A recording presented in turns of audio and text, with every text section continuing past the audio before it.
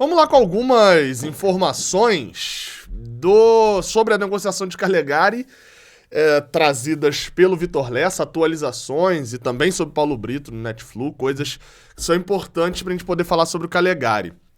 E uma análise da situação, que eu sempre falo aqui. De vez em quando eu trago, como essa do Calegari, essa notícia exclusiva do interesse do Goiás, da possibilidade de fechar e tal.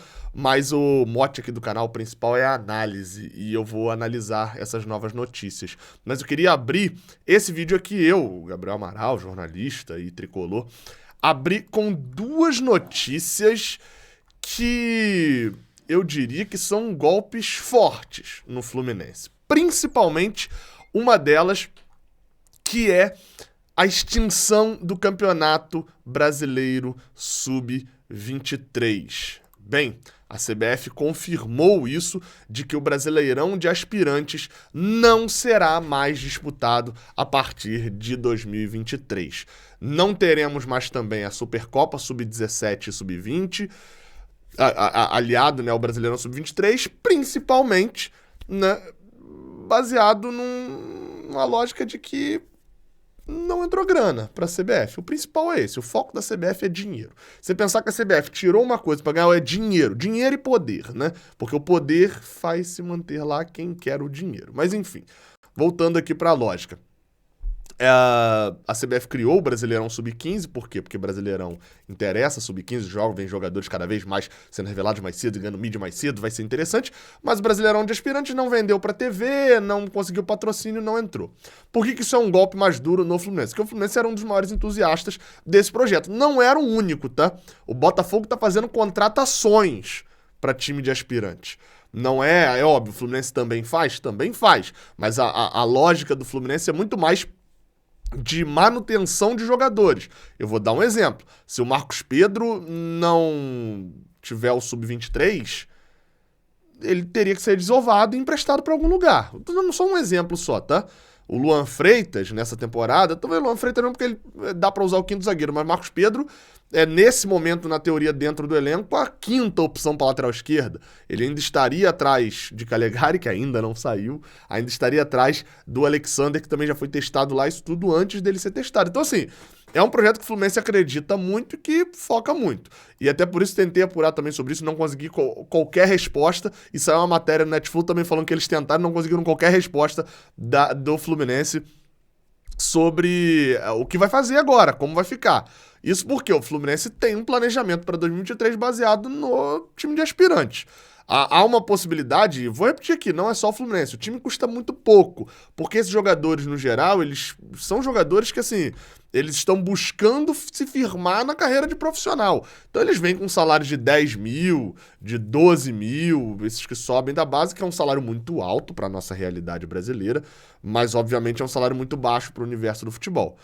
Não sei como vai acontecer, assim, se eles vão manter, de repente, por já estar dentro do planejamento de 2023, vão manter o projeto marcando jogos treino, amistosos, lá no CT, até para poder esses jogadores estarem em atividade, poderem servir ao profissional no meio da temporada, servir de transição. Essa era outra coisa importante também, né? A transição do moleque que saiu do sub-20 pro profissional, ele sai com 18 anos, bota ele pra treinar um cadro no sub-23 pra tirar aquele peso, ele sai de Xerém, vem pra Barra, pra Jacarepaguá, pra tirar aquele peso de subir pro profissional, e aí quando ele vai pro profissional ele já tá muito mais cascudo. Enfim, esse projeto tinha algumas vertentes que agora, sem o Brasileirão da categoria, não sei como vai ficar. Talvez organizar mini torneios com os times que desejam continuar com a equipe sub-23 é um caminho, mas dá trabalho.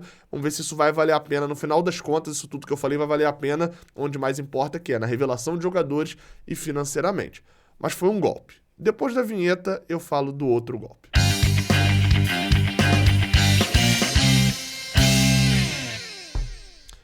Esse tipo de coisa você pode acompanhar no OneFootball, tá? São notícias que sempre aparecem por lá. Eu vou deixar o QR Code aqui do lado durante um pedaço do vídeo. E você pode ir lá baixar o OneFootball, porque tem muita notícia sobre o Fluminense, sobre o Campeonato Brasileiro, sobre CBF e sobre Copa do Brasil. Pois é. Baixa o OneFootball, o link tá aqui na descrição. A CBF, dentro das suas lógicas, extinguiu não só... Teve um monte de novidade. Sub-23, beleza. Dinheiro não entrou. Agora, a CBF mudou a forma de classificação para a Copa do Brasil.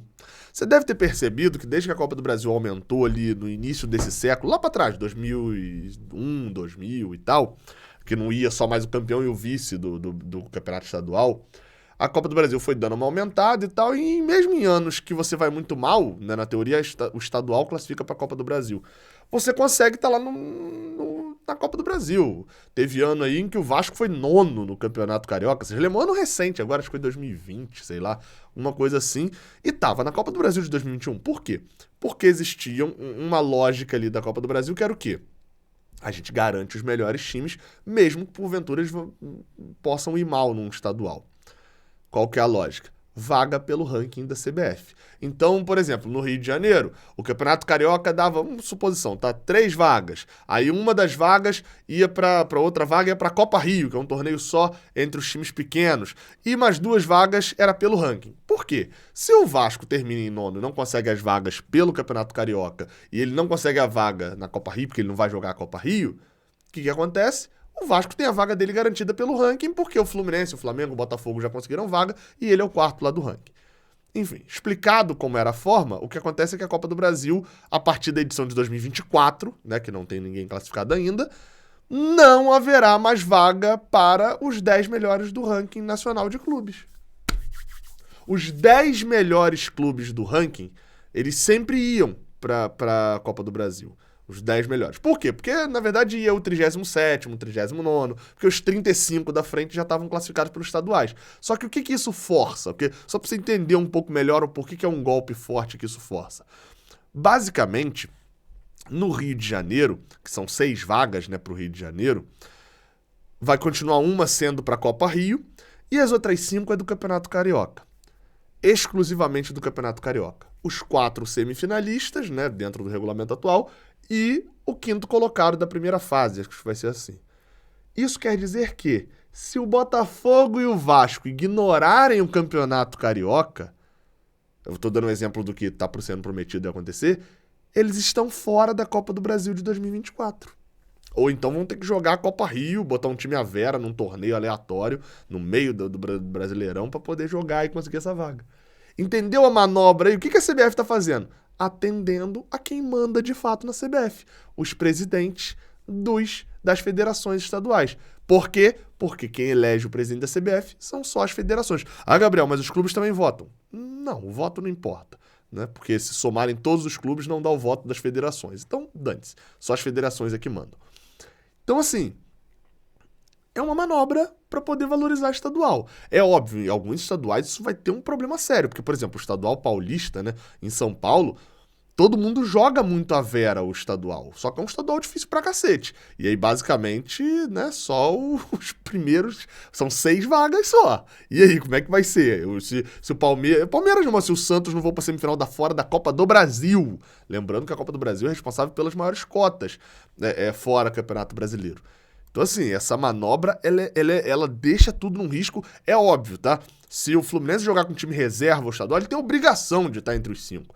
O melhor time daqui, sem ser os 4 grandes, é o Volta Redonda, que tá na Série C. E depois disso é só time de Série D. Então, pelo amor de Deus. Mas num risco de ficar fora por uma manobra para valorizar estadual. Ou seja, todos os times têm que jogar a vera o campeonato estadual agora. Vamos ver como é que vai ser essa história aí. Vai ter confusão para 2000. Será que vai ter revisão dessa regra para 2024? Quando acontecer? Porque recentemente, assim, óbvio, os preferidinhos ali não acontece muito, não. Mas em 2021, por exemplo, o Santos ficou em 12º do Campeonato Paulista. No ano passado, né? 2021. 2022 também foi mal. Enfim, vamos ver como é que vai funcionar aí. Bem, a outra notícia é onde a gente fala sobre Calegari. Eu trouxe a notícia ontem, né, falando sobre a negociação do Fluminense com o Goiás. Uma negociação que, de fato, era vista com bons olhos e dentro do Fluminense eles tratavam como algo bem possível, de fato, acontecer. E no Goiás também era tratado dessa forma. Aí o Vitor Lessa trouxe algumas atualizações sobre essa notícia. E, bem, são informações... até troquei uma ideia com o Vitor Lessa sobre isso tudo que aconteceu. Mas vamos lá, tá? O Vitor Lessa falou o seguinte, que o Goiás procurou o Fluminense para abrir conversa e tentar o empréstimo de Calegari. Só que, segundo o que ele ouviu, a negociação não evoluiu até o momento porque houve uma sondagem da Udinese e o jogador estaria até se transferindo para lá. Enfim, ele diz até que não evoluiu esse negócio, né? Mas que houve isso como justificativa, que a negociação travou, porque ele estaria indo para... O que o Lessa disse? Que a negociação com o Goiás travou porque Calegari estava indo para a Udinese. Só que aí ele foi apurar essa ida para a Udinese e, na verdade, foi só uma sondagem da Udinese que também não deu em nada. Ou seja, o Calegari também... segundo o Lessa, também tinha o fato de que ele ia para o Fortaleza.